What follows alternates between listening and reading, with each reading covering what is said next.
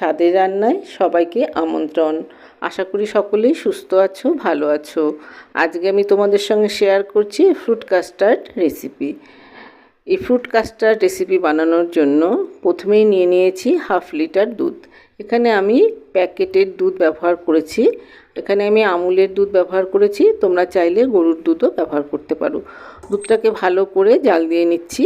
দুধ যত ঘন হবে কাস্টার্ডের টেস্ট ততটাই ভালো হবে। এই জন্য দুধটাকে খুব ভালো করে জাল দিয়ে নিতে হবে। দুধটা যেন তলায় লেগে না যায় সেদিকেও খেয়াল রাখতে হবে। দুধটা সামান্য গরম হয়ে গেলে 2 হাতা দুধ আমি একটা বাটির মধ্যে নিয়ে নিচ্ছি। এবার বাকি দুধটাকে জালে বসিয়ে দিয়ে এই দুধের মধ্যে দিয়ে দিচ্ছি 2 চামচ কাস্টার্ড পাউডার। এখানে আমি 2 চামচ কাস্টার্ড পাউডার ব্যবহার করেছি। দুধের পরিমাণ বেশি হলে কাস্টার্ড পাউডারের পরিমাণটাও বাড়িয়ে দিতে হবে। দুধটাকে দেখে নিচ্ছি, দুধের হাতে সয় এরকম গরম দুধের মধ্যেই কাস্টার্ড পাউডারটা মিশিয়ে দিতে হবে। একেবারে গরম দুধের মধ্যে কাস্টার্ড পাউডার মেশানো যাবে না, ঈষৎ উষ্ণ দুধে এটাকে মেশাতে হবে। কাস্টার্ড পাউডারটা দিয়ে ভালো করে এটাকে গুলে নিতে হবে, যাতে এর মধ্যে কোনো লাম্প না থাকে সেটা দেখে নিতে হবে। খুব ভালো করে গুলে এটাকে রেখে দিচ্ছি।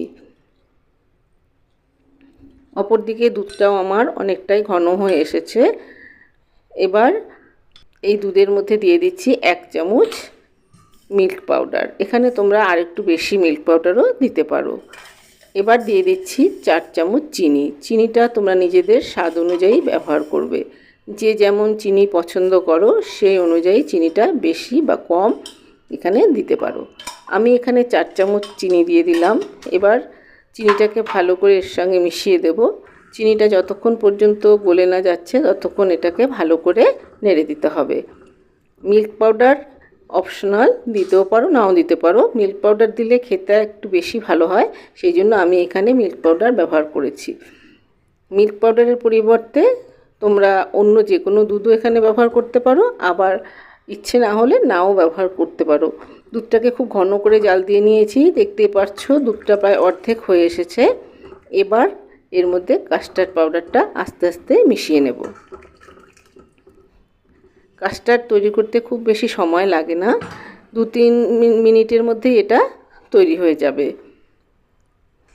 দুধটা ফুটতে শুরু করলেই কাস্টার্ড পাউডারটাকে আমি এর মধ্যে মিশিয়ে দেব। দেখতেই পাচ্ছ দুধটা অনেকটাই ফুটতে শুরু করেছে। এবার কাস্টার্ড পাউডারটা দিয়ে দিচ্ছি।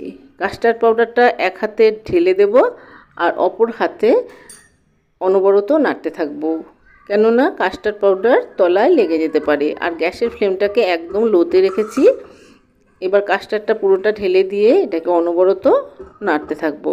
নাড়তে নাড়তে এটা দেখবে অনেকটাই ঘন হয়ে আসছে, তখন এটাকে নামিয়ে নিতে হবে অথবা গ্যাসের ফ্লেমটাকে অফ করে দিতে হবে।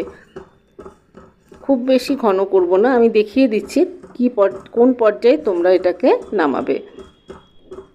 এটাকে সামান্য একটু নেড়ে ভালো করে মিশিয়ে নিতে হবে, যাতে সব জায়গায় কাস্টার্ড পাউডারের যে আমি পেস্টটা তৈরি করেছিলাম সেটা মিশে যায়। গ্যাসের ফ্লেমটাকে লোতেই রাখতে হবে, নাহলে তলায় এটা লেগে যেতে পারে। খুব ভালো করে দেখতেই পাচ্ছ আমি অনবরত এটাকে নেড়ে দিচ্ছি আর কাস্টার্ড পাউডারটাকে মিশিয়ে দিচ্ছি। দেখিয়ে দিচ্ছি, দেখো হাতার পেছনে যে কাস্টার্ড লেগে আছে সেটা আঙুল দিয়ে একটু সরিয়ে দিলে দেখবে একটা দাগের মতো হয়ে যাচ্ছে। অতএব কাস্টার্ড আমাদের রেডি হয়ে গেছে। এবার এটাকে গ্যাসের ফ্লেমটা অফ করে দিয়ে ফ্রিজের মধ্যে রেখে ঠান্ডা করে নেব। ঠান্ডা হয়ে গেলে এর উপরে ফল ছড়িয়ে পরিবেশন করতে পারি। যে কোনো ফল এখানে তোমরা ব্যবহার করতে পারো। আমি যেমন আম আর বেদানা দিয়েছি, এখানে কলা, আপেল, যে কোনো ফল এখানে দেওয়া যেতে পারে। আমার এই পদ্ধতিতে তোমরাও একবার ফ্রুট কাস্টার্ড বানিয়ে দেখো, আশা করি তোমাদেরও খুবই ভালো লাগবে। ভিডিওটি ভালো লাগলে লাইক করো, শেয়ার করো, কমেন্টস করো আর একটা সাবস্ক্রাইব করতে ভুলো না। তোমাদের একটা সাবস্ক্রাইব আমার জন্য অত্যন্ত গুরুত্বপূর্ণ।